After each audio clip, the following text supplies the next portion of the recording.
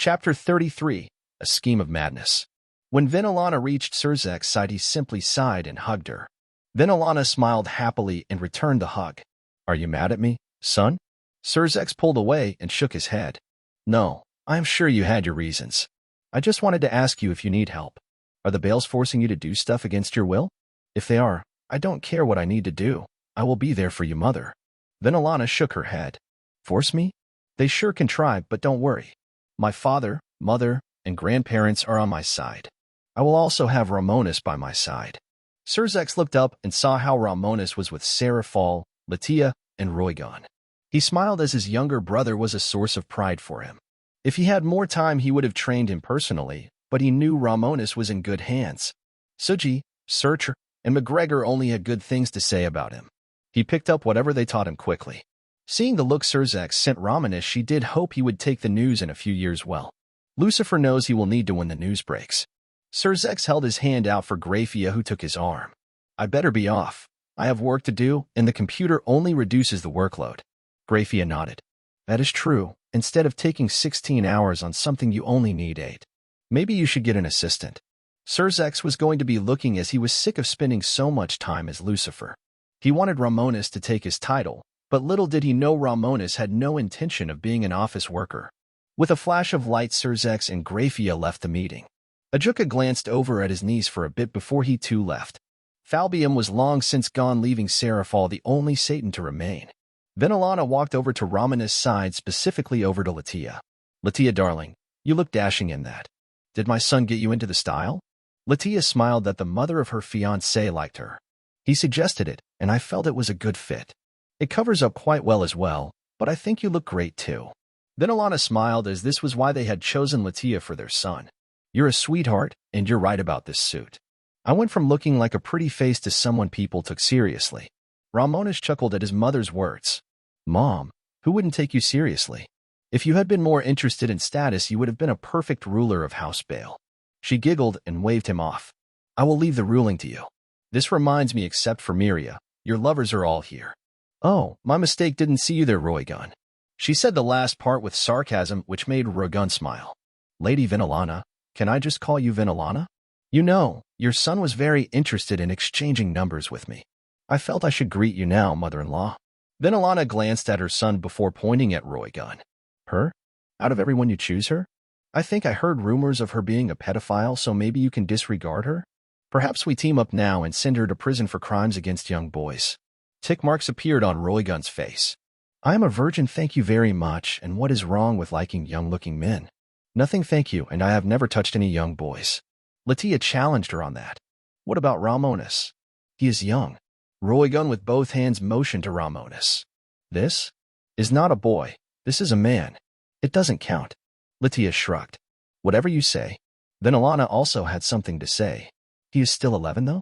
I am one to talk." She glanced at Romonus, who glanced back at her with a teasing glint in his eye. Roygon didn't notice this, but she brought up another point. "You didn't say anything about Miria or Rahvdall, and they are old. Miria is near your age, while I am just 225. I am a young woman when compared to this oldie." She said that while pointing at Rahvdall, whose face went red with rage. "Who are you calling old?" Romonus reached out and patted Rahvdall on the shoulder. "Old? Rahvdall is the most youthful girl I know.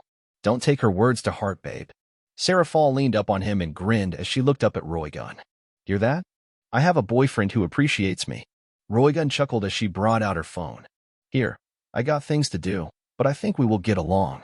Romonus brought out his own, and with a quick exchange, they got each other's numbers. Roygon smiled in his direction as she prepared to leave. "Let's get to know each other, Romonus. I can't wait to see you in the raiding game." Romonus nodded. "Good luck." Romonus planned to take her king piece for himself. It was a crutch that was limiting her, as it was the only reason she was strong. However, if someone like him or Surzek used it, things would get very different. If he and Roygon became a thing, she of course would become stronger without the piece. Without it, she could grow, while to him he only wanted a life-saving treasure. It would be a good trump card to have when faced with a life-or-death situation. Once he had his armor, he would be much more confident. But even then, 10 to 100 times more power was hard to pass up. And it did not come from God, so it was all the better. Roygon teleported away, leaving Rahvdall, Latia, and Vinalana.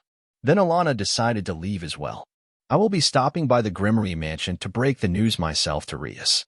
I just wanted to tell you to be careful as the Gremory and Bale clans are as different as the day and night. You will need to be powerful, proud, and enduring. So, keep being yourself. I will. Then Alana teleported in a flash, leaving just Rahvdall and Latia. Karn was here as well, but he was just happy to hiss at anyone from his shoulder. Romonus turned to Rahvdall, who he knew had work to do. Keep in touch, all right. He had to bend down a bit as he gave her a quick kiss. She returned the kiss before giving him a wink. Of course, we got a date in 2 days, so don't forget. I haven't. Once Rahvdall was gone, he turned back to Latia. So, ready to go back to Kruger? She smiled as she took his arm. Yes. The next few days were very hectic for Romonus' entire family as Rias out of nowhere was declared the next head of the clan. Then Alana explained to her that Romonus was being promoted to be the heir of the Bale clan. This was going to be the best for the devil race, with Syrzek as Lucifer and Romonus as Lord Bale would create the most change. At first, Rias was not happy, but when Romonus himself explained it, she calmed down and accepted it. Of course, Romonus also continued to mentor Itsuki and Aquino, who were making great progress. Aquino, now that she had him to push her, unlike Rias, who let her wallow in depression, was improving rapidly. She was making good use of the bishop piece, but he was not allowing her to neglect her body. Fallen angels were blessed with powerful bodies, and she needed to use hers. His plan for her was to become able to use fallen and devil powers perfectly together. He was still waiting until she got more control over her holy lightning before he started his resistance training. As for Itsuki, she was quite talented at magic and was making good use of the boosted gear. Drake woke up quite quickly because of the 4 powerful pawn pieces and her using his power. The boosted gear was going to be important for Romonus' armor, which he was planning day by day. His father was still going to grant him the materials he promised, so that was still bored. As for Itsuki's use of the pawn piece, he wanted her to master the queen, knight, bishop, and rook. Besides training his 2 peerage members, he went on the date he promised Rahvdall at the Tokyo Anime Center. There she bought a bunch of magical girl Milky Spiral 7. As for Romonus, he ended up buying a few mechas for Latia and for him to build together. They might even build one in real life together, but he of course did not forget Miria. Even though their date was on Wednesday, he took time to visit her as she decided to quit being a guard. Rahvdall didn't mind it as she didn't even need to work. She was just paying Rahvdall back for saving her life from Tsufame Leviathan. As for Roigun, they texted a bit back and forth getting to know each other, but it was all still new. Romonus always preferred to get to know them personally as they were not just characters in a novel anymore. This was his life, and Romonus was still living his best while causing as much chaos as he promised. Even more than his boss expected, which was progressing the gods' plans closer and closer. Rahvdall was currently seated at his desk as he twitched from time to time. All of the changes Romonus had made to the fate of the world so wide, reaching that he was having a feast. His body was surging with pure chaos energy caused by so many changes to fate. All part of his plan, as he was powerful, but his position in the company he was at was low. He was new here, and unlike other gods, he had only one reincarnator in Romonus. Reincarnating someone and granting them wishes was costly and could severe losses. Some gods had lost all their reincarnations and it cost them everything. That was why Rahvdall had chosen Romonus. He had more than made up the energy he used to reincarnate him 5 times over. Breaking the fate of a world was dangerous for a god, but not for a mortal.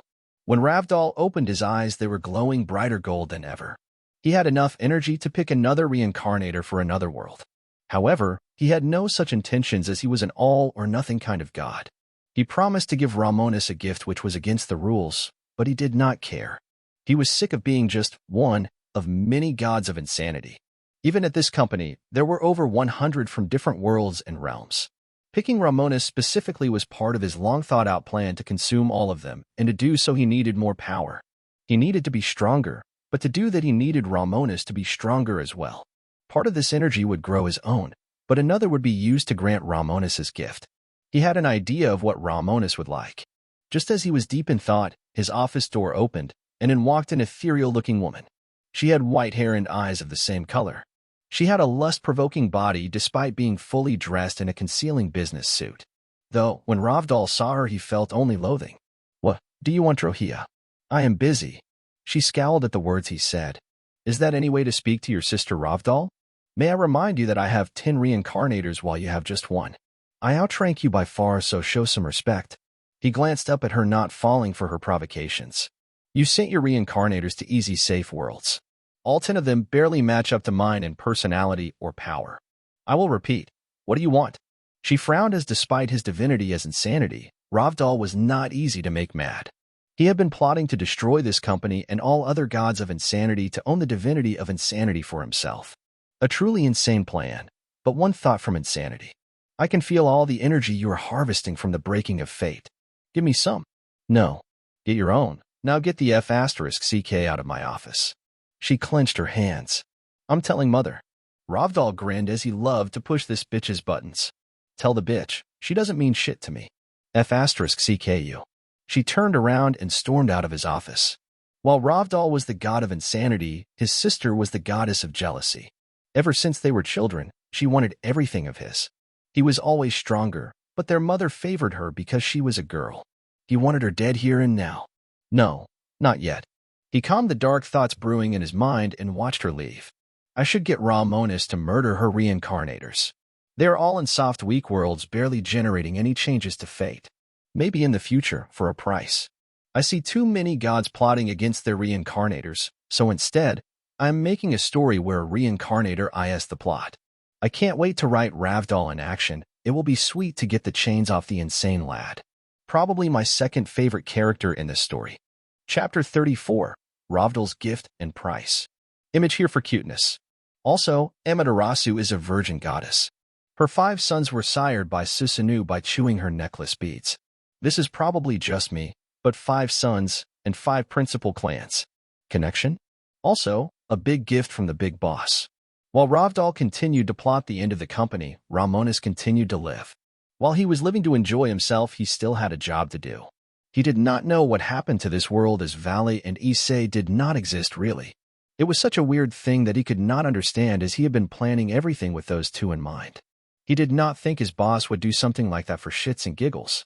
That just left the fact that he was dropped into an alternative reality where this was normal. Unless there was another plot that he was not getting, and it was irking him. What does that mean for their fate? What does my being here change? Would Itsuki have gone to Rias as normal or what? So many unanswered questions, and they all pull at my mind. Romonus did not consider himself paranoid, but it was hard not to be. While Ophis and Great Red were mostly chill, that left Trihexa, which was certainly not. Not to mention the Eevee with Regalziva the fierce god, Melvizoa the malevolent god, and Saraselbes the wicked god.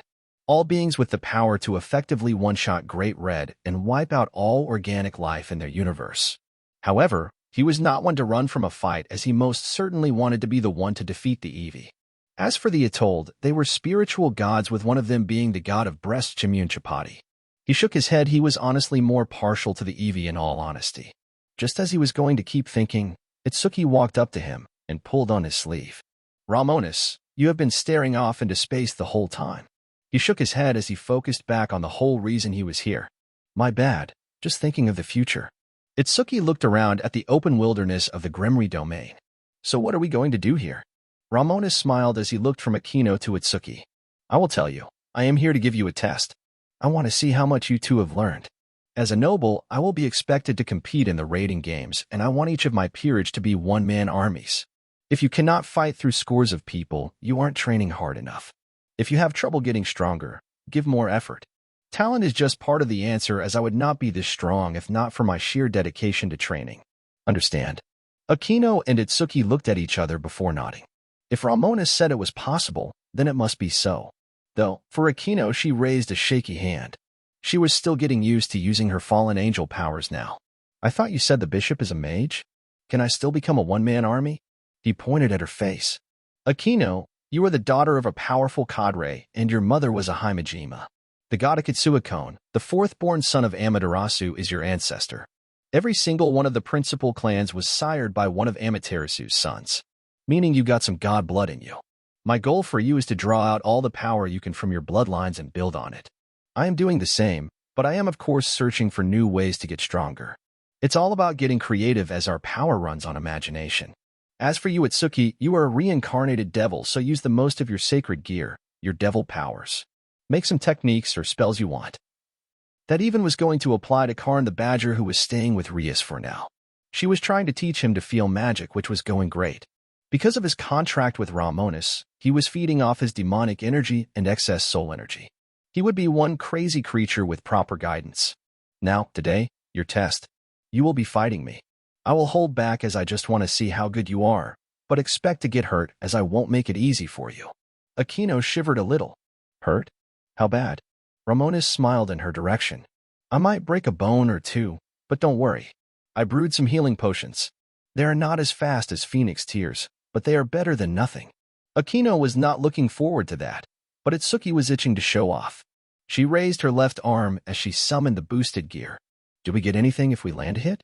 Romonus chuckled as he thought about it.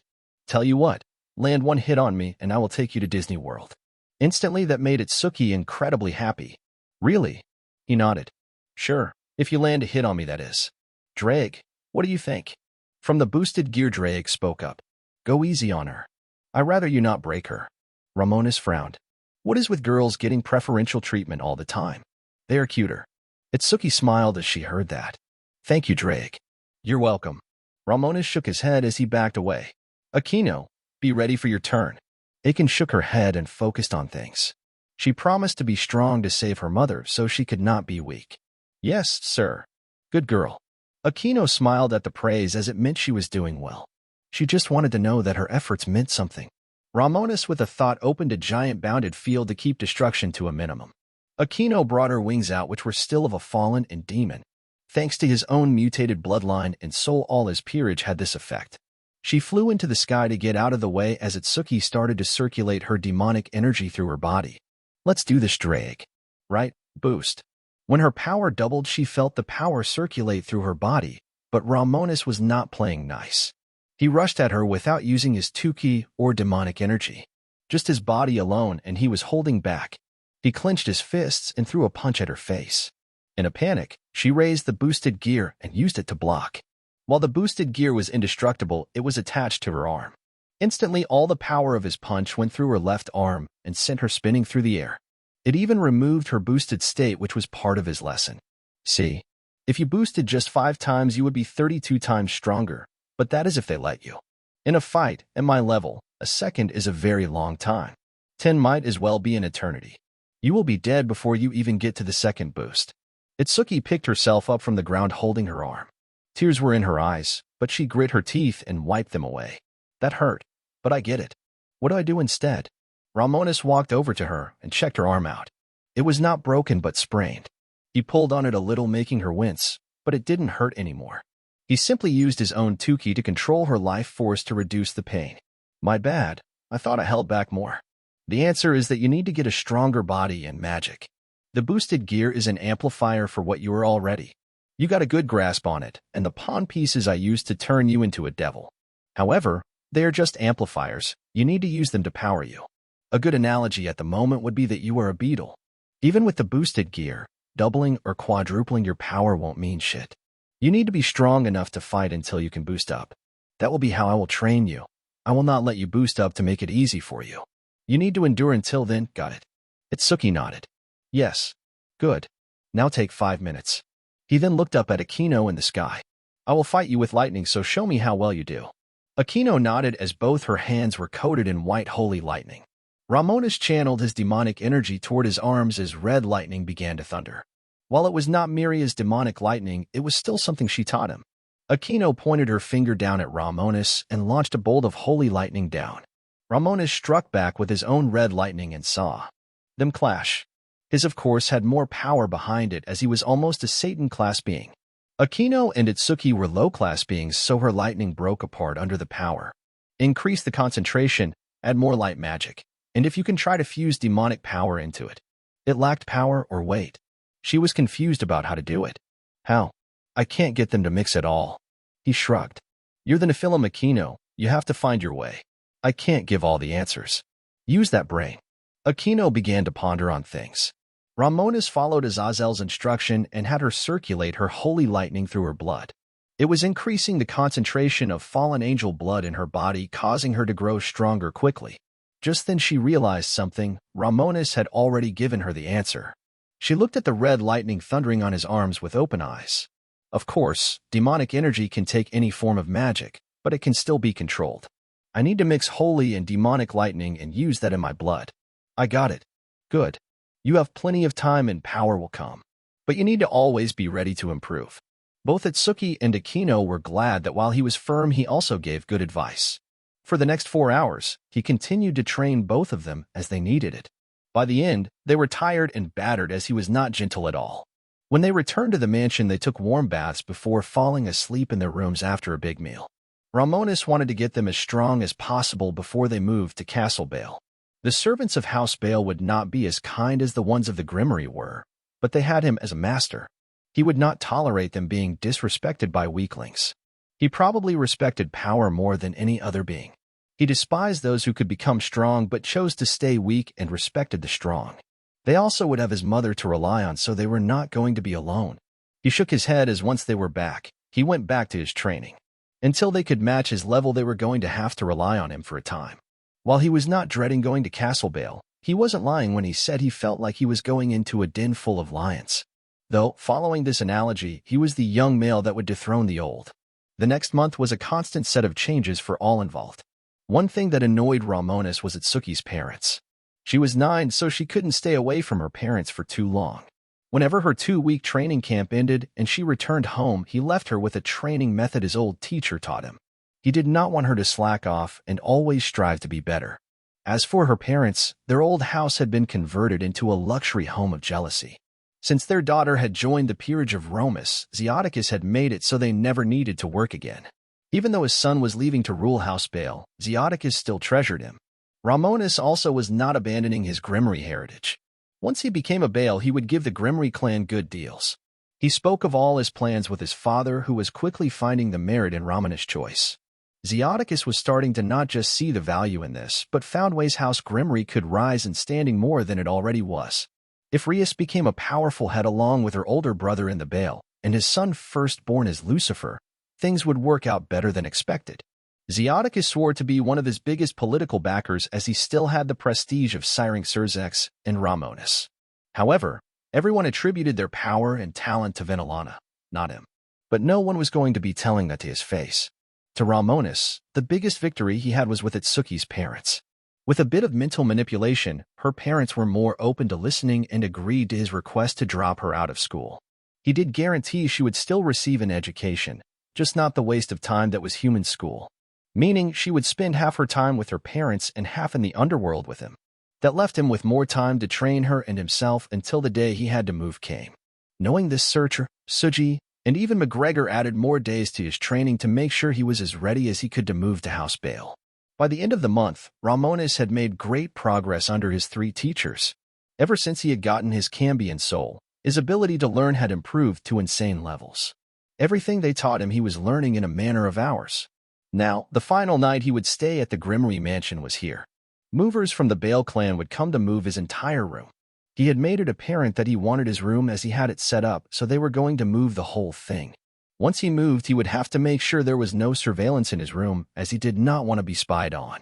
Regardless, he decided to sleep the night away, as he had not slept a wink over the last month. However, as soon as his head touched his pillow, he vanished once more. He was back in front of Rahvdall, but just as he was going to greet the god happily, he was left shocked. Rahvdall, someone he saw as unbeatable, was missing his right arm and an eye, and his suit was all torn and bloody. He was also leaning a bit off as he had also lost his right leg and a whole heap of more damage. Boss? What happened to you?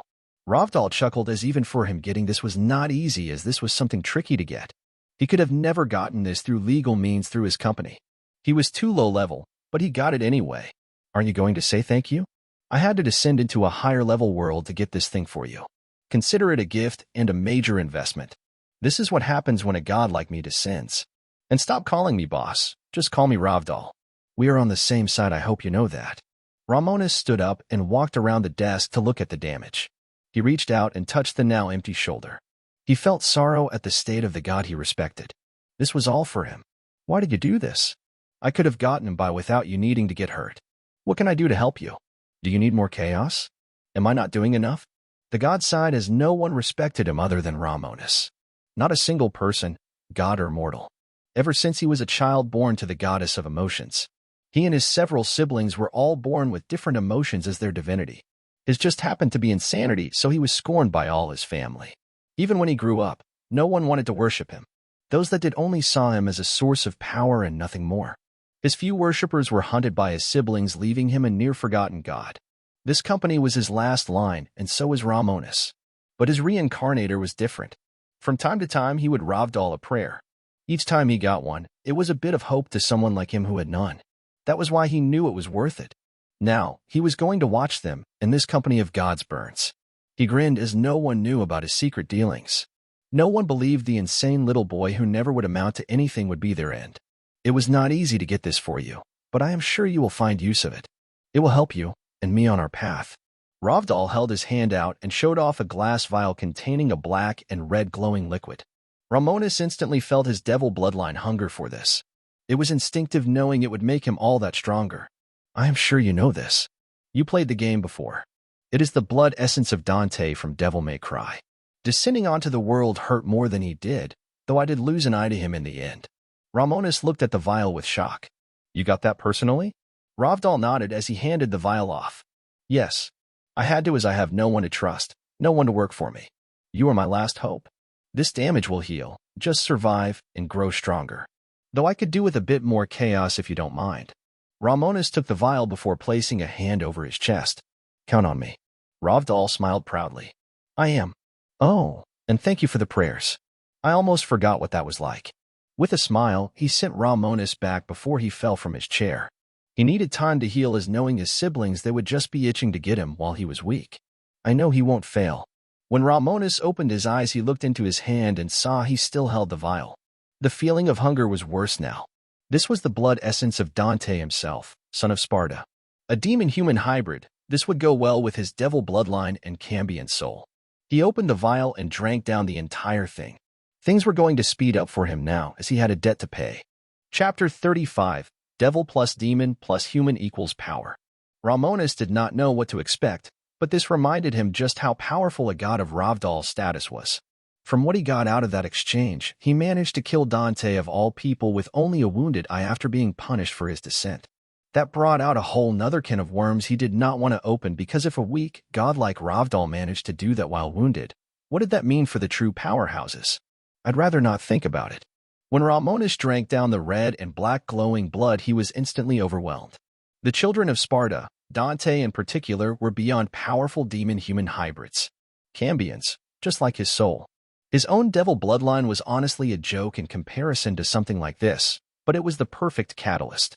Romonus instantly sat down as he felt his demonic energy begin to bubble and writhe in his body. Dante, Virgil, and their father Sparta all controlled massive quantities of demonic power, which was much stronger than his own. It was a good thing he was nearing the Satan rank, as this was ridiculous. His energy reserves began rising rapidly, but this also caused millions of his cells to die one by one. The power inside Sparta's bloodline was far too much, especially since he believed this was Sin Devil trigger Dante. He calmed his mind as he began circulating his Tuki through his body, circulating his life force. Doing so gave his cells the time to fuse with the demon bloodline. Thankfully, he already had a Cambian soul.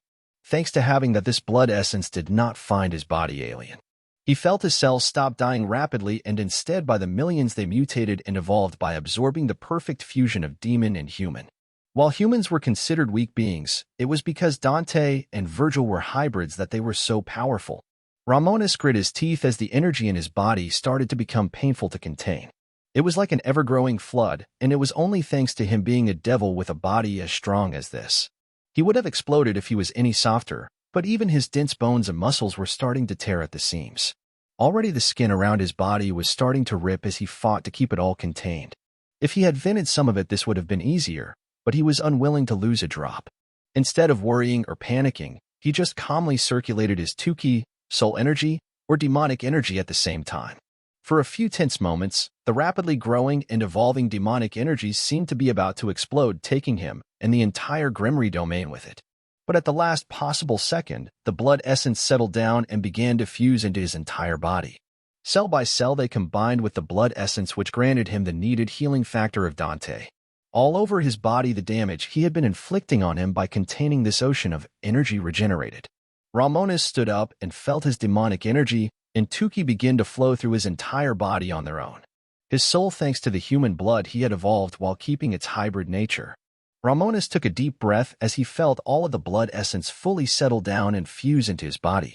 Finally, and thank you for your unwilling sacrifice, Dante. He did feel a little bad, but since he had not been the one to kill the guy, it was not a hit on his conscience. However, now that everything had settled down, he was feeling limitless energy and strength flowing through his body. Before, as a regular devil, he was insanely strong, able to dodge lightning strikes, lift insane levels of weight, and more durable than any human could imagine. He had enough power to level cities with ease, but this was on another level. Can't call myself a devil now, can I? Sparta was a demon, and Dante was a true Cambion, a half-demon. Super devil sounds dumb, so I will just call myself a demon. A Satan-class demon. It was up to him now to draw out the full power of his new demon bloodline, as just consuming it won't give him the power overnight. However, this certainly made his plans easier because he was going to need this power. Mundus the Demon King and Argosax were the closest thing he could compare to the Eviatold. Both demons rule the underworld, which in the Devil May Cry verse was infinite in scale. Mundus even created Nightmare, a being who could destroy that infinite underworld. He clenched his fist, feeling that this was going to be the last gift he received. It would take time for him to draw out power from the demon blood flowing through his body, but he had time. He held his hand out and pulled Blood Drinker into his hand. Vespera, you up? How could I not be? What did you do to get this instant jump in power? I will tell you in time. For now, we need to begin to plan to get you out of Blood Drainer. What will you need? Vespera thought about it before she came up with something. Not much. A devil or vampire body would be preferable for me to possess. As long as you give me enough of your blood, I should be able to begin to turn it into a vessel to recover my body. Because may I remind you, most of my body was rendered down to make Blood Drinker. Why? Because I want to use Blood Drinker as material to forge a new sword. As you know, I have always planned to invade the vampire realm to get a Longinus user and a future Longinus user. While we are there, let's find some noble to use. That be the best bet, right? It will, and since you are my distant relative, your blood will work even more. Especially after whatever the F***ck you just did. Even the sheer power of your demonic energy is overwhelming. I might be able to use it to weaken these binds to make your work easier. How long will you need? Don't know. A couple months, maybe a year. All right then. Once they cut the link, Romonus kept Blood Drinker by his side as he officially no longer needed sleep. His constant regeneration thanks to his demon blood had effectively made his stamina near infinite. Meaning, he could use all 24 hours in a day. Instead of wasting the night sleeping, it was time to train more. For the next couple of hours in the night, he merely focused on stabilizing his body, which he did so with Tukey training. His life force was overflowing right now thanks to his new demon bloodline. Though, he might as well call it a Cambion devil bloodline since that was what made it up. For the next 8 hours, he stayed still as a statue, only circulating his demonic energy and Tukey to stabilize his power. Now that he had reached beyond the level of the original Satans, he was in a much better spot politically. Normally he was not one to hide his power, but sometimes it was better to play it off. He would hide his new Satan class rank for a while before unleashing it when needed. The young lion had just gotten a new set of weapons. In the morning, a small delegation sent from House Bale had arrived at the Gremory mansion. They had done so quickly as they wanted to get this done right away. At the time, Zeoticus was in his office as he had not slept a wink that night. He kept Markina by his side as he did not blame her for what happened. Just himself, because Venelana would not have cared as much if not for how he neglected her. Zeoticus was twirling Venelana's wedding ring in his hand, but he had another ring in the same one. It was a spatial ring which he had gotten for his son, a going-away gift. He had gone through the Gremory treasury and gotten what his son asked for. He even managed to get not just Minakawa feathers, but even a Thunderbird claw, and a preserved heart from a steel dragon hunted long ago by the Gremory clan. Markina with her bulging belly stood up and wrapped his arms around him. Do you hate me now? Zeoticus sighed. No, just myself. You won't replace her. Nothing will. I don't want to replace her. I wronged both of you. Zeoticus did not find comfort in her words. Lies. I was the one who agreed to your request. The child growing in your *be is mine. A part of me, and I am responsible for his existence. Just know that I will treasure him just as I have any of my other children. Maybe more now that both my sons have left the nest. Surzex, who was the heir, became Lucifer, and Romonus became the Baal heir, leaving Rias as the new heir. While she was training now because of her older brothers, she could not compare to either of his sons. They would have led the Gremory clan to greatness. While he did not think she couldn't do the same, the evidence spoke louder than words. Just then, a blonde maid with a similar body to Markina entered. "Sir, the bail delegation is here." "Ah, Axana, how many?" "Only 12. They were here to move Romonus and his room." This was a request that Romonus had made. He had made his room just how he liked it. He enchanted it himself, and he wanted it to go with him. This was quite easy as they were going to cut out the room and plug it into the bail formations, which was going to be quite easy. Markina let go of Zeoticus, who stood up. "Let's go see the delegation then." Romonus opened his eyes and exhaled strongly as he felt no damage in his body, physical or spiritual, and he could feel the bail servants arrive. He stood up, and since he was already dressed in his hunter suit, he was ready. He lowered the amount of power he outwardly released, making him seem like a peak ultimate class devil. He strapped Blood Drinker to his side and walked out of his room. He had to wake up Itsuki and Akino, who liked to sleep in a little more. When he reached their rooms, he banged on their doors loudly. Both girls woke up instantly, as he often did this. If they did not get up and dressed in 3 minutes, they would be forced to train double. He crossed his arms and waited for the 2 girls, who quickly got out of their rooms. Since he liked it so much, he had made both girls wear his bloodborne Victorian suits. They were light and comfy, while still offering ample protection. They also looked awesome, which was secondary, but important. "Good, you both got ready quickly. How are the suits?" Itsuki looked at herself a bit before jumping in place, a bit before going down into a push-up. "It's comfy, and I can move easily in this. Though, why pants?" He rolled his eyes as he pointed at Itsuki. "Hold your leg out?" "Okay." She instantly did what he said with her leg extended. He reached up, grabbed her leg, and lifted her off the ground. She did not panic and seemed to find this fun, being upside down. While holding her up with one arm, he looked down at her face. "If you were wearing a skirt, your panties would be visible to everyone. Akino, imagine it. You are fighting, and your skirt snags, and it is ripped off." Akino blushed at the thought. He tossed Itsuki up in the air, which she loved. When she landed back down, he caught her on his shoulder before asking the question. "So, would you rather I change you from wearing pants to skirts?" Both girls shook their heads, making him smile. "Good, we don't need any lucky pervert moments." "Oh, and before I forget, how are the boots?" Still sitting on his shoulder, Itsuki held her feet out to look at the black boots she was wearing. "They're nice. Pretty too." Akino looked at her own feet, where she also wore a pair of black boots like Romonus. "They don't hurt or anything, and I can run in them easy." "Good. We can get some made later. For now, these made of demonic energy will suffice."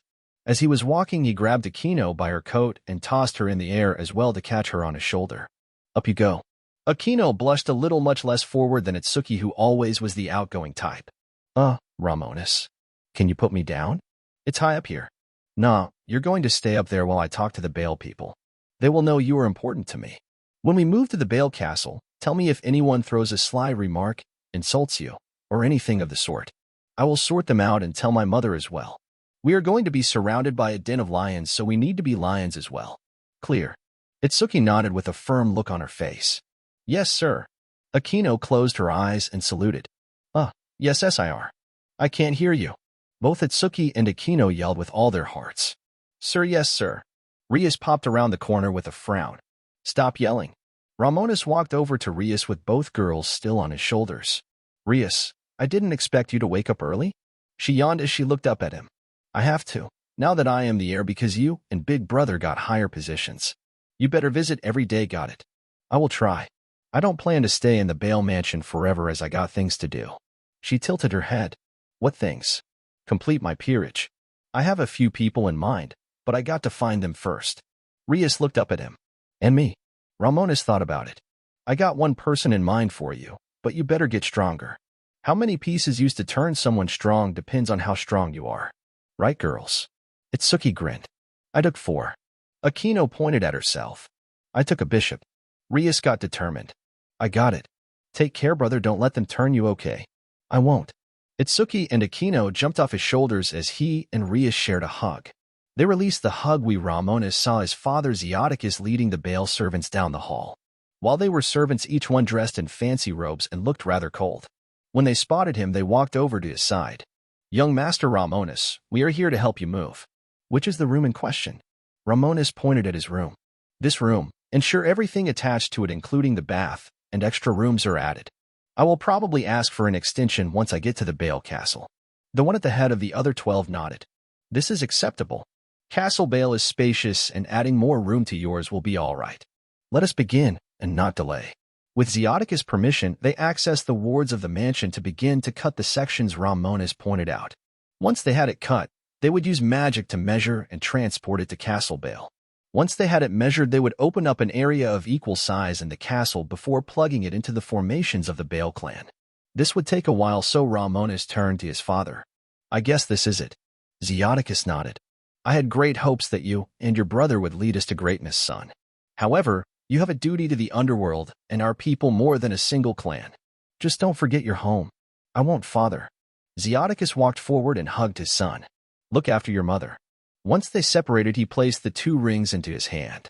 Romonus looked at both rings. I got what you asked and more. It wasn't cheap, but the Gremory are rich. Be the best king you can, son. Father and son shook hands before Zeoticus left with Rius. Only now did he realize the error of his ways, the error of staying weak. As he and Rius walked, he looked down at his daughter. Rius, would you mind if this old man joined you in your training? Your dad. He nodded. Yes, as shameful as it is to admit, I am weak. Weak compared to other lords, and I get told I should be proud of my sons. No one tells them to be proud of me, they just attribute them to your mother's power. No more. Rius smiled and held his hand. Of course, Dad. Brother said anyone can train to improve. Let's prove his word, shall we? Rius had so much more to prove if she wanted to measure up to her brothers and mother, but she was determined. She still remembered what Romonus told her, that he was waiting for her. She did not want to be weak, and she would fight for him in their future. Chapter 36, Moving to Castle Bale. Romonus waited patiently as the servants severed his room, bathroom, and forge room, which was connected to the room from the mansion. It was honestly a lot of work, which took a team of 12 Bale Devil mages over an hour to finish, even though they were low-level servants because they were still trained mages. In the meantime, Romonus just chatted with Aquino and Itsuki, who were fully interested in the work of the mages. Though, Romonus could tell that the mages wanted nothing to do with either girl. The Bale clan surely was the one with the most vanity and blood purity, which was partially true. However, without any training, even a noble would fall to a commoner. Suddenly, Romonus saw his pet Karn the honey badger walking down the hall with his little legs. He snarled and snorted as he walked until he saw Romonus. The badger walked up to him and walked up his leg to reach his shoulder. He hissed at Itsuki and Aquino once he got up there, which was funny because they were stronger than him. Thankfully, Rius had taught him how to use demonic energy thanks to him being in a contract with Romonus. Though, Romonus expected him to evolve thanks to his ascension, but seemed that had yet to happen. In the meantime, the 12 all-male team did not speak as they managed to fully remove his room from the Gremory formation. The head mage walked forward and activated a spell formation they had set up. Under the surprised eyes of Itsuki and Aquino, Romonus's giant room, restroom, and forge room began to shrink down into a small Rubik's Cube. The man walked over to Romonus and handed the cube to him. Here you are. Romonus reached out and took hold of his room, now the size of a cube. When he looked back at the now hollow spot in the mansion, it began to fill in once more. Most buildings in the underworld could be made from demonic energy, which made it cheaper and easier. Before it filled in, the head mage spoke up. Are you and your servants ready to go, young master? Yes, we are ready. The 12 mages surrounded Romonus, Itsuki, Aquino, and Karn before activating a grand teleport circle to teleport. In a flash of light, everyone was transported from the Gremory domain to the Bale territory. When the teleport ended, Romonus looked up at the giant black stone castle of the Bale clan. It was the most heavily defended location in all the underworld. In the light novel, despite Sarorg becoming the heir, Zekrom told him to become a Satan instead. Unless a Bale was born with the power of destruction, they would never be accepted. Magdaran did not have the personality to lead while Romonus did. The lead mage turned to Romonus. Young master, follow me. I shall show you where we will place your room. All right, Itsuki, Aquino, let's go. Both girls began to walk next to him, but already he could see them getting the side eye. He reached down and patted both their heads. Here, you have to be made of thick skin. Thicker than Karn. Both of them stood straight and walked confidently next to him. As for Karn, since he was familiar, no one would disrespect him. Plus, he was fearless enough to try to pick a fight with Surzex without flinching, which was just crackhead energy. As Romonus walked through the main courtyard, he saw gorgeous purple flowers. Itsuki and Aquino seemed enthralled by the flowers, and even Karn was smelling the air. Now that he thought about it, he turned to the servant leading him. I have a question. Do you keep bees here? The man shook his head. No. Why? My pet here is a honey badger, and as his namesake he loves honey. He deserves only the best, and I think keeping a beehive of magical bees to make some honey for him or to sell would be a good idea. Just as the servant was going to speak, he heard a male voice. What an excellent idea. Would you speak to me more on this when you get a chance, cousin? Romonus stopped when he saw his half-cousin Magdaran. Itsuki looked back and forth from both young men and realized something.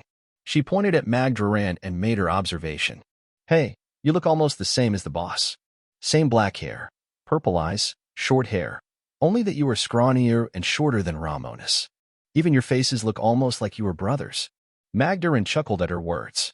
Yes, well, I am not a fighter. I much prefer botany, and these flowers here were extinct. I recreated them from dried-out preserved seeds from before the Great War. Now, your idea to have bees pollinate them to make honey seems like a good idea.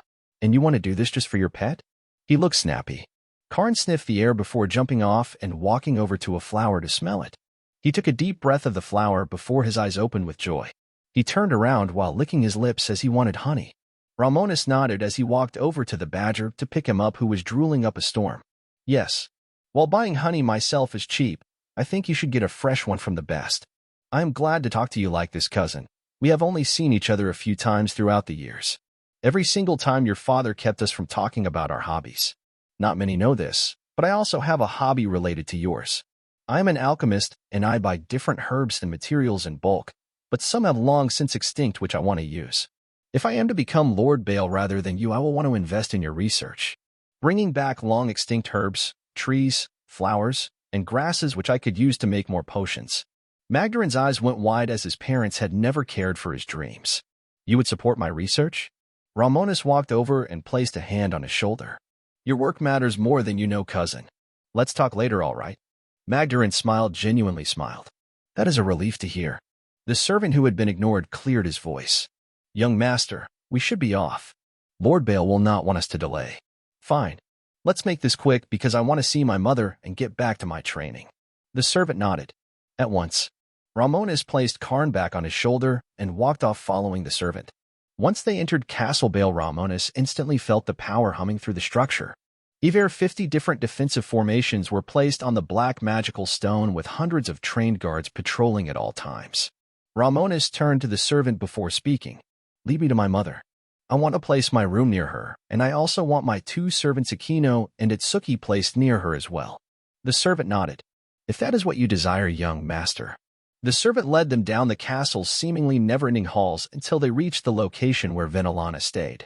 This was her room back when she was a child, only that now it had been renovated after being unused for centuries.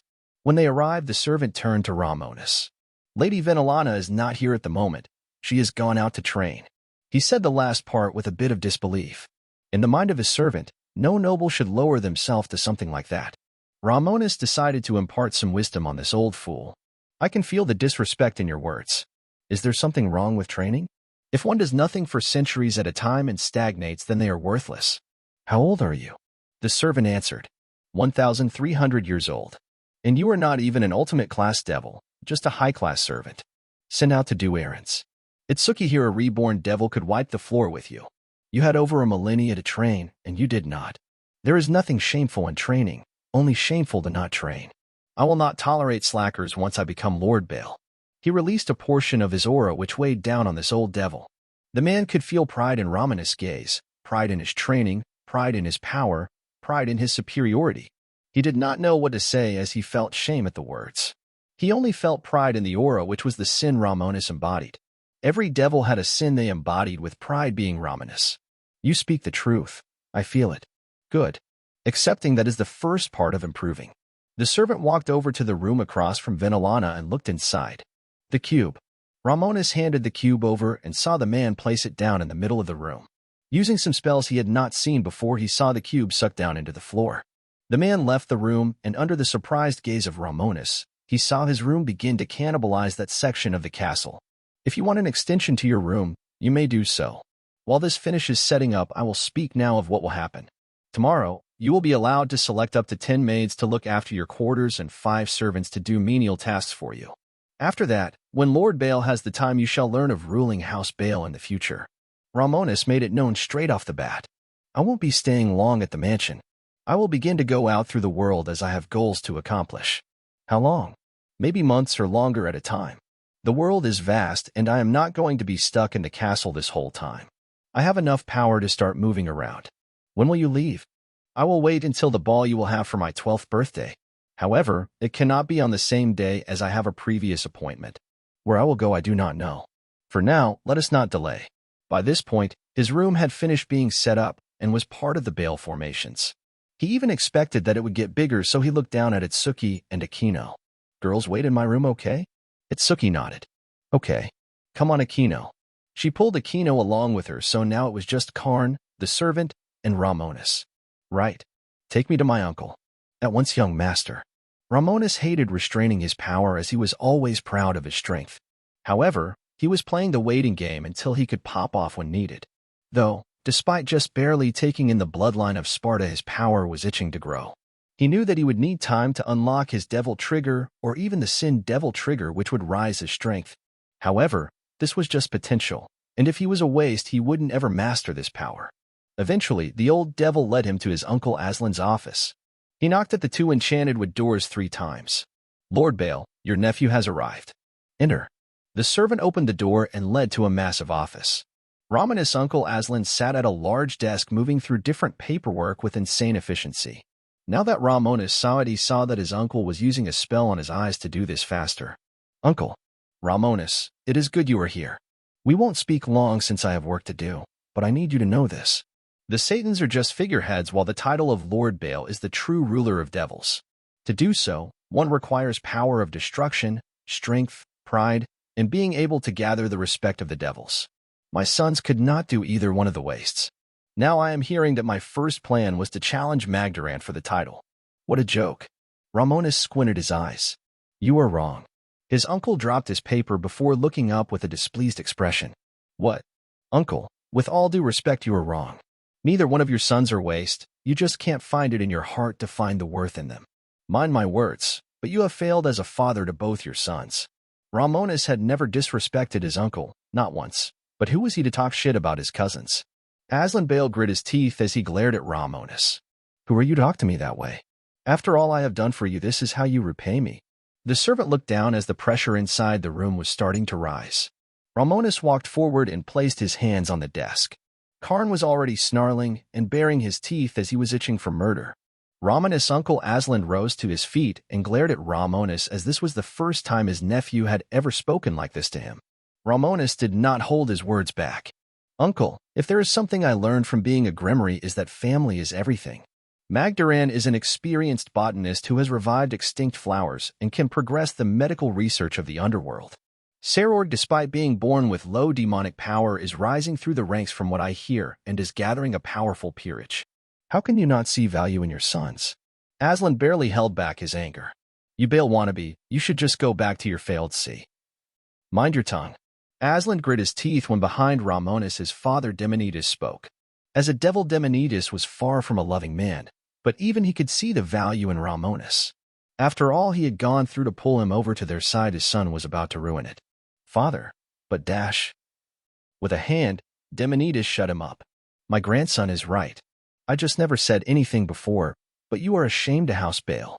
You have made no decisions on your own, always running to the ancestor. If he wanted to rule House Bale, he would have done so since no one could stop him. He passed the mantle down to his descendants while you ran to him for everything. Tell me, Romonus, what would you do? Grandfather, I would give more funding to Magdaran and bring Sarorg back to House Bale from his exile. Both of them can bring pride and honor to the clan. I also believe that devils are far too lazy. They spend centuries at a time without improving a bit, while I have shown that is the wrong path. If I am to become Lord Bale, I will do what needs to be done to make devils and House Bale prosper. There should be a more efficient way to get things done. May I remind everyone we are a species with terrible birth rates? Over 40 clans and their legions were wiped out, and the other 32 are operating at less than half of their original numbers. Every devil that dies is a net loss that can't be replenished as easily. Demonidas hummed and thought about it. I see the value in this. Do what you will, Romonus, and you Aslan. I choose wrong in appointing you the heir. You have done nothing since the start of your rule for the clan, always asking the ancestor for everything. What did I ever see in you failure? Aslan's mouth twitched as he wanted to speak, but nothing came out. Demonidas placed a hand on Romonus' shoulder, the one without Karn, though. You won't learn anything under him. I will teach you how I ruled House Bael during my time. Aslan, I expect you to bring Sarorg back by next week. That is an order. Aslan clenched his hands into fists, but he did not dare refuse his father. His father was a true warrior with more the blood of hundreds of thousands during his time in the Great War and Civil War. Yes, father. Good. Romonus, come with me. We have much to talk about. Romonus turned around and followed his grandfather out of his uncle's office. The servant had long since left, afraid to get caught up in the middle of a fight. Demonidas turned to Romonus. I won't keep much of your time, but I meant every word. Aslan was a terrible Lord Bael, and I hope you won't go down the same path. I will not. I want to learn from you, grandfather. And you shall. If I know it, you shall know it. If you have the time, put the guards through their steps. They have been getting lazy without a war to fight. Of course. I just wanted to ask about the engagement you all want. Who shall be picked? Demonidas was having trouble finding a good match. That will take a while to find out because of your crazy high standards. However, they will work out in the long run. Even my daughter was not safe from your hands. She told you. Demonidas sighed. Yes, just keep it to yourself a bit. Even for me, that is a hard pill to swallow. Romonus chuckled. When can I meet my great-grandparents then? Demonidas sighed. Whenever you want. When they found out about you and Vinalana, they laughed their assess off. They think everyone should try incest. Like you, uncle? My grandmother is your niece after all. Demonidas chuckled. That she is. Good luck. I will try to find the best match for you. Once his grandfather Demonidas was gone, Romonus clenched his fist. He was itching to train and become stronger. From here, he was done playing quiet. He would break through the Satan rank in the months leading up to his 12th birthday. He would undergo the baptism, forge his equipment, and begin to explore the world. He had many people and treasures to find. He also had to train Itsuki and Akino, who were rapidly growing in power. Yes, I owe it to him and myself. He walked off to return to his room as his plans were set in stone. Once he underwent the baptism, forged his gear, and mastered his new powers, he would move against the vampires. Valerie Tempes must be at his side. The Holy Grail was of the biggest importance to him for what she could give him. Okay, we will have a time skip here. It's about time for one to not have too much filler. Chapter 37, 12th Birthday and Forging Preparations. Since Romonus' 12th birthday was 5 months away, he fully planned to use the time between. He had no real need to sleep any longer with his ever-constant regeneration, so his days became 24 hours long. He had a few ideas if he wanted to cause as much chaos as possible. The death of God to the faithful of the world was a very appealing idea. Just breaking the faith that went to heaven would surely cause the entire world to fall into chaos. Of course, he could not follow through with this plan willy-nilly. It was just one of his plans, as he did not plan to remain quiet to the humans. He was sure that a portion of humanity would jump ship to his worship. It might even be valuable to start up a cult in honor of Rahvdall in the human world. This plan fully cemented itself in his mind as he continued his day-to-day. He could do nothing until his 12th birthday, which was when he would drop his shackles. Leading up to that time, he spoke to his cousin Magdaran about his botany research, who was more than happy to share what he knew. Because of his grandfather's decree, Magdaran was given a much larger monetary investment, which he used to begin to research some of the extinct plants Romonus desired. Together, they even acquired some magical bees to make honey from the purple bale flowers. Not just for Karn's sweet tooth, but also to sell, which they turned into a business. Romonus planned to start several to rake an income, as one could do plenty with money. The biggest change was that just as Demonidas ordered, Sarorg was brought back from his exile, much to the young man's surprise. He thought he would only be allowed back once he proved his worth, but learning that it was Romonus who pushed for his return left him speechless. He was grateful from the bottom of his heart, but he had a goal in mind, so he challenged Romonus for his position as heir. Accepting the challenge with just his fist and Tuki, Romonus beat his cousin bloody because he refused to go down. However, when Sarorg finally fell, Romonus did not make fun of him or look down on him. He helped him to his feet and encouraged him to train with him. Even asked him to be his right-hand man once he became Lord Bael. He promised to help him find a cure for his mother's disease, which his cousin instantly agreed to. Much to his uncle Aslan's displeasure, Romonus was already bringing great change to the Bael clan. Not in the way he expected, as he encouraged the weak to improve, the strong to learn from the weak, and vice versa. The guards of the Bael clan quickly took to him, as he took them when he trained / he spared with them, guided them, and inspired them to be imaginative. Quickly the guards began to respect him because while he was a Baal, he did not treat them as just machines of war. A few even wished to join his banner because Romonus was fully intending to have a personal fighting force at his beck and call. He still had not come up with a name, but it would be an investment in the future for when he started his wars of conquest. While he had no plans to rule the entire world, some places were better off conquered. Probably the biggest benefit to his alchemy was that he and Magdaran together used their alchemy and botany to try to find a cure for the devil's sleeping diseases. They were finding it tricky, but Romonus with his cousin's support began to brew elixirs for themselves and their peerages. Quickly enough, Magdaran, Sarorg, and Romonus became quite close. Not just as two half-brothers and a cousin, but as three brothers. They shared their dreams, desires, and what they wanted to change in the underworld. While Romonus only had 2 peerage members at the beginning, they were little monsters who matured into their powers rapidly. Akino, thanks to being a Nephilim, got over initial nerves, while Itsuki became like a mini-dragoness according to Draic. Sarorg's and Magdaran's peerages joined in training with Romonus to simulate ratings games, making everyone involved ready for the eventual games. The biggest reveal was that leading up to his birthday, Romonus revealed his Satan-class strength, shocking the entire underworld. Even Zekrom Baal had not expected to be matched by Romonus this quickly. Though, instead of feeling threatened, he just saw the prosperity of House Baal. Despite his power, Romonus was unsatisfied as he began to find better use of his gravity magic, as he had neglected it in favor of his power of destruction. It was hard not to because of how overpowered it was, but he looked back on his powers and gave them a total overhaul. Even Vespera, using the overflowing demonic energies from him, began to weaken the many chains to weaken them. She managed to outright destroy over 2/5 of them, which was progress. Once she got rid of a bigger portion, they could remove her soul and place it in another vessel.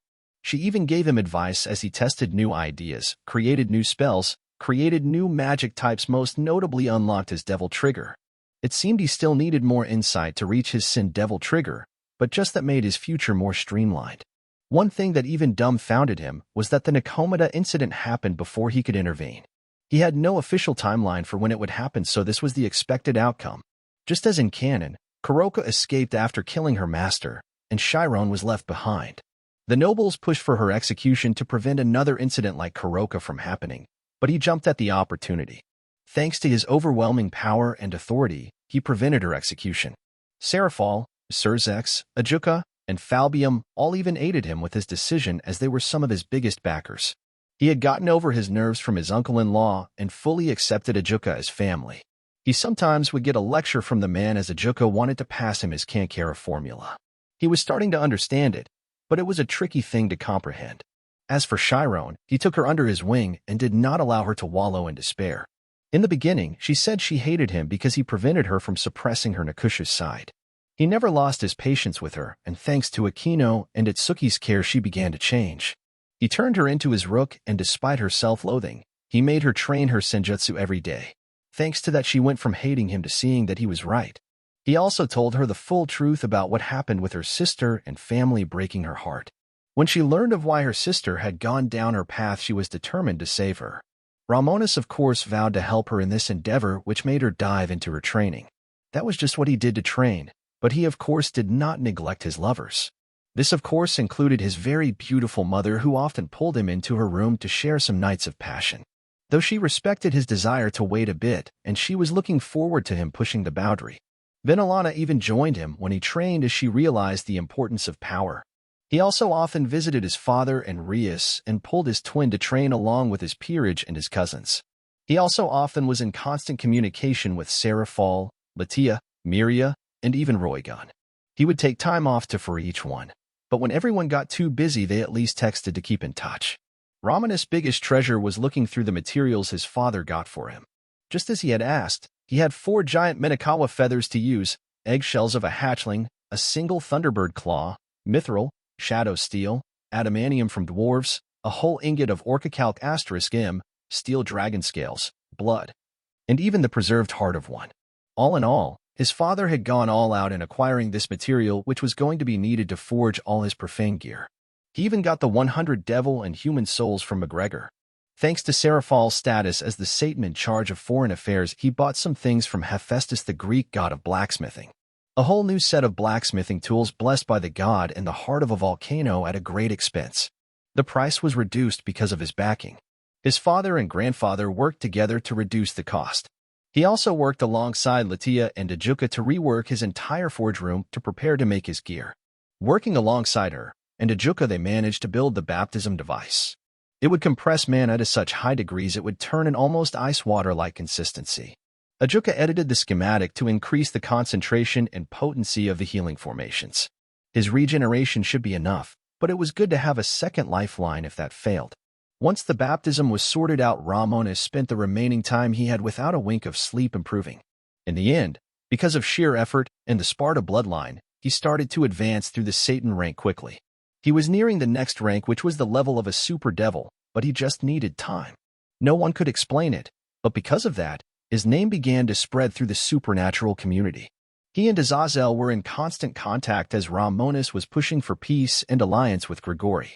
All in all, it was a very productive time for him. Training was over.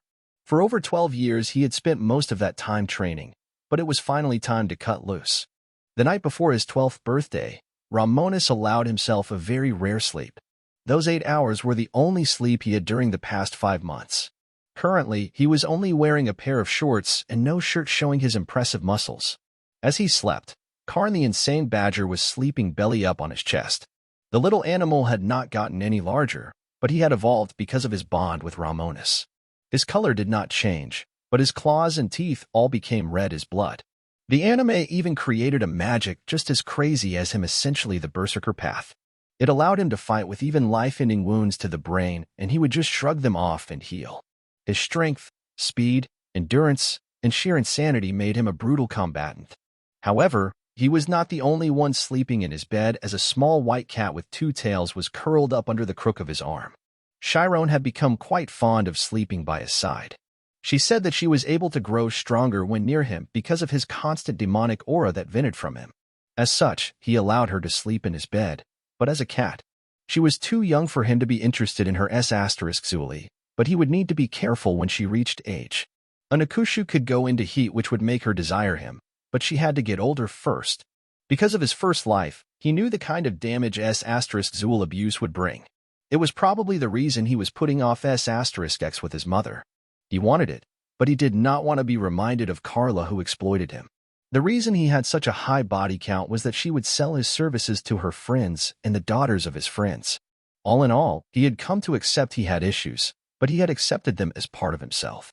As for Chiron, she honestly did not mind sleeping in his, and thanks to him not allowing her to suppress her bloodline or Sejutsu, she was growing at a faster rate. She was not going to be as small as her Canon self, as she even started to grow her hair out like her sister. As they slept, outside his door 10 maids were shivering. They wanted to go inside his room to wake him up, but Karn was in there. The crazy badger had often chased out anyone who entered, making the poor girls terrified of him. Even more so than Romonus, who was a monster in of himself. As they asked themselves if they should enter, one girl psyched herself up. "I'm going in." Her fellow maids tried to discourage her. "Don't hurry, the badger is in there?" Another girl agreed with her with a fearful face. "Yeah, I went in there to clean, and the badger chased me out. He hates being annoyed. Don't do it. The badger will spray you with a stink." The skunk weasel had done that before, and the poor girl had to be scrubbed down with magic to remove the now magical spray. Hersha, though, came prepared and reached into her dress pocket and pulled out a jar of purple honey. This was the honey produced by the bees kept by Mag Duran and Romonus. It quickly became a luxury item because of how little the two sold.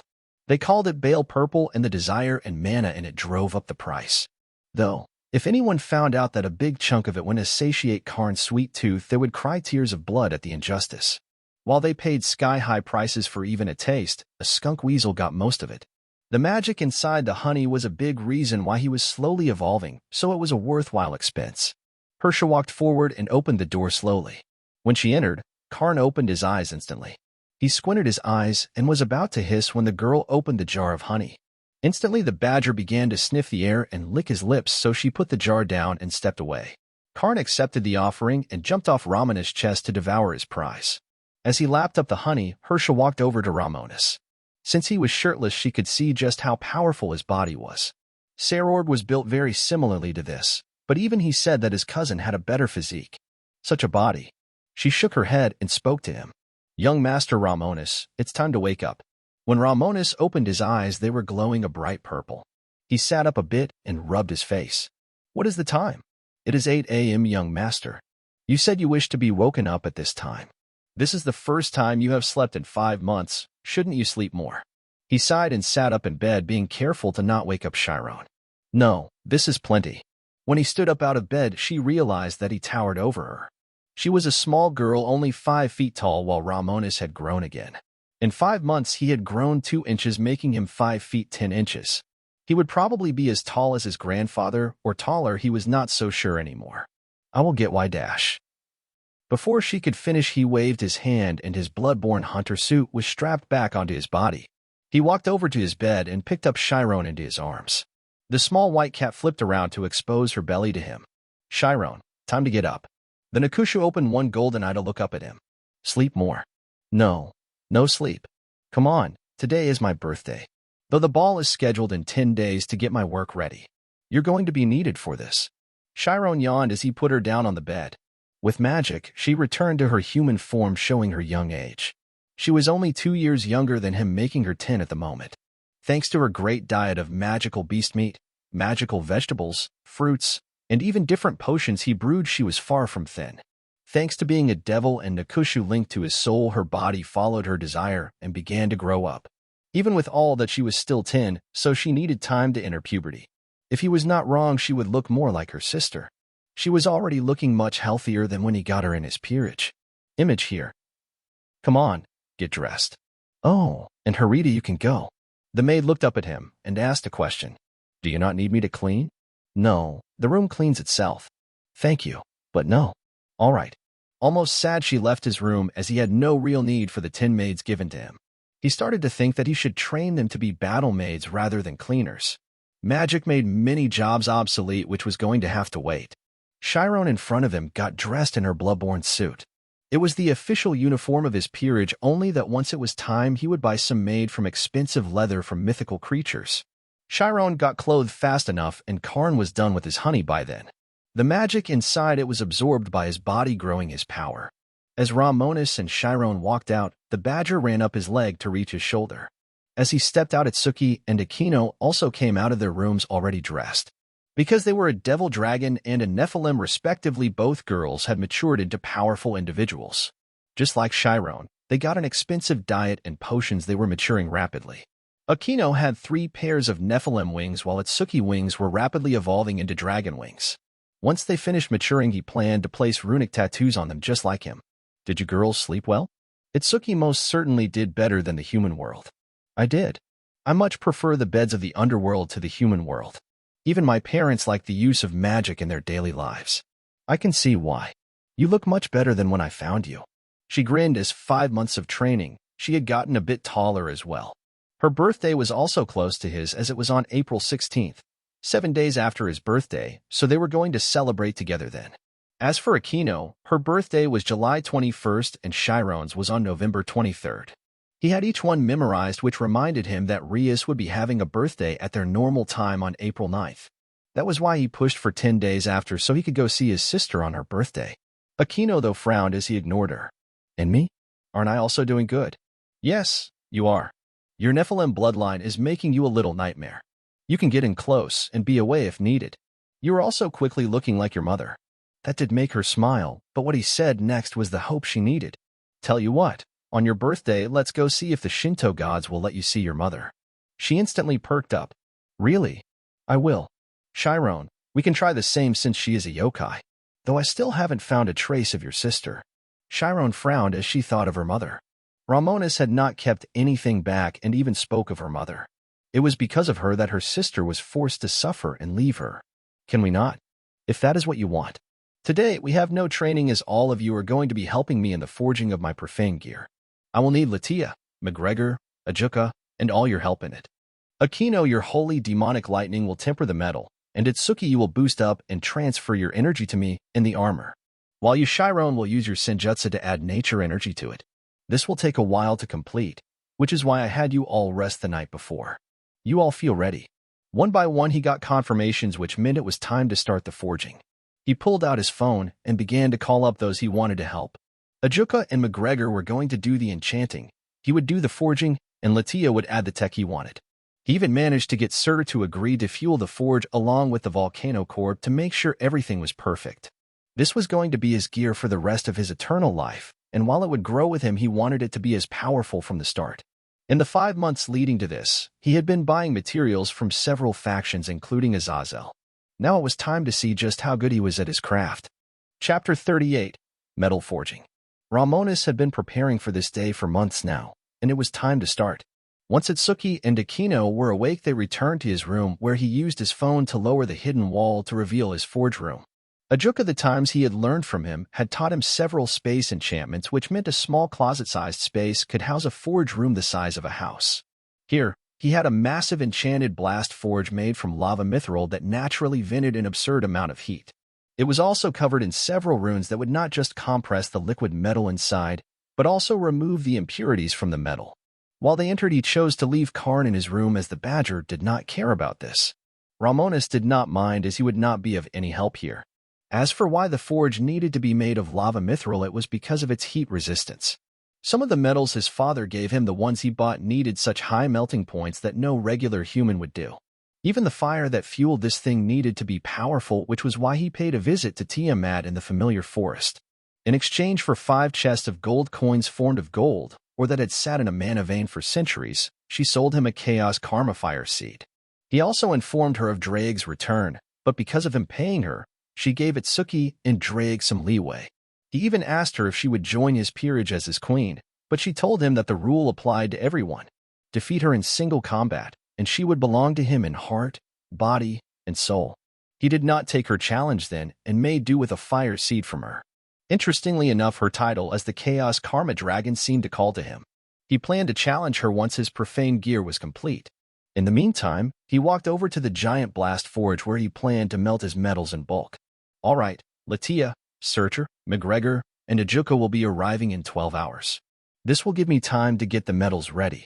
Akino looked up at the giant blast forge, which was glowing with a heat that the room shimmered on its own. If not for the enchantments placed in the forge room and around the forge, would be beyond scorching here. So what metal are you going to start with? You have a lot. He smiled as he turned to her. Good of you to ask. I will start with the mithril, which will grant the gear great magical conductivity. I have crushed it down with gravity magic so as to take up less room in the forge, which will make the armor heavy. But I am more than strong enough that it won't be a bother. After the mithril is melted, the adamantium will be added to the mixture. The insane pressure of the enchantments on the forge, heat, and power in Tiamat's Karma Chaos Flame will make an alloy of mithril and adamantium. Itsuki sat down on the anvil that Hephaestus sold him with a question. Why those 2 first? He walked over and ruffled her hair. Glad you asked, Draig. Take it from here, buddy. You were just too lazy to explain it. First, adamantium is stupidly hard, one of the strongest metals around. However, it has one issue in that pure adamantium is very magic resistant, making a bitch to enchant, which the dwarves can do, but they don't like to share their method. Mithril, on the other hand, is tougher than magisteel, and more magically conductive. By mixing it in this process, he will effectively grant the metal the strength and resistance to external magic while allowing Romonus to flow through it. Understood. Itsuki nodded. Got it. Romonus also had another ingredient to add. I also have been refining my blood into blood metal. It was not easy, but I plan to add the 5 ingots I have. Once this initial mixture is ready, we will pour it out and form ingots from it. With Itsuki's boost and transfer, you will increase your energy and give it to me. From there, I will hammer them in the furnace here to remove any impurities. As I do this, Chiron will use your senjutsu to add ki and nature energy, while Akino will blast the metal with holy demonic lightning. Once the initial ingots are formed, we will melt them down again and add in the dark steel, which shall grant it darkness properties. This might throw off our original work, so we will repeat the process of forming ingots and then refining them again. Itsuki asked something. Can we just add everything in at once? Draig instantly got on to her for even asking. No, you dumbass. If everything was added at once, nothing would mix well. He is doing this in a process that makes it so everything will fuse into a perfect alloy. The Thunderbird Claw, Minakawa feathers, Minakawa eggshells, dragon scales, and dragon blood are not cheap. Not to mention the orichalc *M, so everything needs to go well. She pouted as she looked at her left hand. Why are you being so mean to me? I just asked an innocent question. So you learn. Romonus looked at the spatial ring on his left hand where he had stored many materials he was going to need. All right, let's get to work. Romonus walked over to the blast forge before he started to levitate. He much preferred to use his wings, but when indoors basic levitation was easier. Once he floated above the empty blast forge, which could hold up to 35 tons of regular steel, he looked down. Aquino, fire her up. On it. She ran over to the console at the base of the forge and pushed a button activating the Chaos Karma fire seed. From the bottom of the forge, a massive stream of dark blue flames began to blast the forge from below. Romonus looked down at Aquino, who gave him a thumbs up. Everything is holding. Good. As he said, from his spatial ring he pulled out the mithril he had been compressing with gravity. He had also bought more, so instead of a ton of mithril he had 4 tons of the stuff. After compressing it down, instead of taking a massive area, it was the size of a small car. He dropped it into the blast forge and watched as the forge began to heat up to insane temperatures. The last time he checked the forge with all the enchantments, and the special fire could reach up to 12,000 degrees Fahrenheit. The temperature was hotter than the surface of the sun, but it was a necessity. These compressed magic metals had started to take on some crazy properties and would not melt otherwise. Thankfully, all the enchantments to displace the heat were working as needed. Romonus, though, was being subjected to a big chunk of the heat as he was looking straight down into the forge. To lower his discomfort, he used his Tuki, which kept him cool and shielded from a big portion of the heat. He activated his Eyes of the Soul to stare at the melting mithril, which slowly began to turn into molten metal. Though once all the mithril turned liquid, he dropped in a ton of adamantium.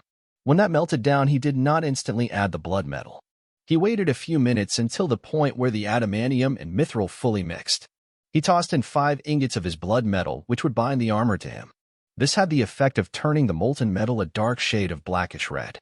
Once he had his initial alloy, he floated away from the forge. Aquino. She pulled a lever on the console, which caused a shot of fire and wind magic to blast down into the forge.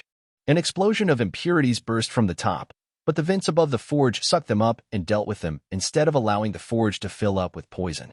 Once the forge settled down, he floated over and looked down, seeing perfect bubbling molten metal. Okay, pour it. Aquino pushed a button on her console, which caused the forge to begin to tilt over. The floor opened up to reveal several molds that would hold large sections of metal. Under the gaze of everyone, the many tons of metal poured out and began to fill the molds. Romonus landed on the ground and watched as the flames of Tiamat lowered in intensity as the forge emptied. Once all the metal was in its molds, he sighed in relief. Okay, the first step is done. Now we wait for this to solidify, refine them, and repeat the process until all the metal is in. Chiron sighed. This will take a while. Romonus nodded as he petted her between her cat ears, making her smile. Yes, it will, but we will need to keep going. She smiled up at him as he walked over to the rapidly cooling blocks of metal. In total, there were 20, with each one weighing 500 pounds. He was not sure how much was lost in the impurity removable, but it had to be a bigger chunk. While those cooled down, he walked over to his blacksmithing forge where he was going to be crafting his gear. He fired up the volcano core and vented some of Tiamat's fire seed, which was under the forge room. This caused the fire inside the forge to turn blue. This is going to be a long, drawn-out process, but it is kind of fun. Just as he planned, once the ingots became solid, he drew them out of the molds to start refining them further. He picked up the hammer that Hephaestus made and blessed it with his divine energy. He had Itsuki boost up 7 times before transferring him the power. This was Itsuki's energy, making it over 128 times her base power. He surged this energy and his demonic energy into the hammer as he reforged the metal. At the same time, Chiron and Aquino did their part of the work. Chiron, using her senjutsu, added in the ki and nature energy through her aura blasts, which were like fire. Aquino constantly used her holy demonic lightning, while Romonus forged the ingots into themselves. When they finished one ingot, Romonus tossed it back into the blast forge one by one. When all 20 were refined, they melted them down again before adding the next material, the dark steel. The dark steel he had was 2 tons, increasing the amount of material up to 6 tons plus the net loss. As for dark steel, it was a metal harvested from the edge of Hades' domain, granting it dark properties. It reminded him of Stygian iron from Percy Jackson, but that did not exist here. It was used by the Grim Reapers in their death scythes and talismans. Hades hated anyone else having it, but some of it would form on the border of his domain in the Devil territory. It was in very small quantities, so it was not cheap. However, once the dark steel melted down, they repeated the process over. They then added the new ingots back to the blast forge to add the next material. Romonus thought about it carefully, but he chose to add one of the Minakawa feathers. Minakawa are dragon-like birds as large as islands. They had scales and feathers as sharp as swords, which became sharper and harder as the bird fed on magical metals. Though they were reported to be able to swallow the sun and moon, that was just a myth. Just like the sons of Ferriscole and Hattie were supposed to do the same thing. Regardless, the flight feathers alone were as large as his forge room, so he cut it up with Blood Drinker. Since the birds were on the level of dragons, the material measured up to this level. Each feather added a considerable amount of volume to the forge, but a decent chunk of impurity lowered the total during the blast forging and the secondary refinement. Already the metal was surging with conflicting energies, but the sheer amount of techniques used to bring it together brought up a sort of stability. Once the feathers were all added, the egg shells from the same bird and the thunderbird claw were added. Thunderbirds in question were giant birds as well. They inhabited North America, but they hid themselves as thunderclouds as they flew. Rarely they would fight, and their claws and feathers would be lost. Sometimes they would even lose their lives if they chose to fight. This was the case with the claw, as according to his father, 2 young male thunderbirds had clashed over a female. The loser lost a claw in the fight, and it had been collected and auctioned off through the North American supernatural community. Zeoticus had jumped at the chance to buy it for over 200 million gold coins. The collector sold it to Zeoticus, who gifted it to Romonus. The claw in question was massive, over 8 feet, 2.5 meters, and hummed with pure thunder magic. This instantly reacted with Aquino's holy demonic lightning, which fully fused this into the metal. After another set of refining and forging, they added the second to last material, the steel dragon scales. The very last thing was the single ingot of orichalc *M, which instantly forced every material to synchronize and all the energies in the molten metal to just work together in a chaotic mix. The dragon heart, blood, and other materials like the soul stones were going to be added with magic after the gear was forged. Once the ingot brought stability, they poured out the metal again, and after a final refinement, they set it aside quite tired. Romonus sighed as he looked at the time. This whole thing had taken almost 10 hours of non-stop work. The forge room, even with all the enchantments, was starting to get beyond hot. Luckily, they could turn off the forge for now. Aquino, Chiron, and Itsuki were all drained, as this was just the initial forging. He was lucky to have his regeneration from his Sparta bloodline. However, when the ingots of metal cooled down, they surged with a chaotic aura. It seemed that buying the fire seed from Tiamat was the right choice. He grinned as he looked at the power venting from the dark metal. It was calling to him to forge it because of all the energies at work. This gear, his profane gear, would be his armor and equipment until the day he died, or the day the infinite multiverse ceased to be. A set of equipment that defined him was within reach, and he could not wait to use it in his conquests, especially when he moved to the Eviatold planet. He wanted to give the technology of Evie to Latia, as she was the one who was the machine genius. He was better at cold forging than something like machines, which was why she was coming along. Now he just had to wait until everyone else arrived to complete the entire forging. Once he recovered, he would be able to undergo the baptism, which should in theory make his demonic energy mix with true mana. What the result would be, he was not sure.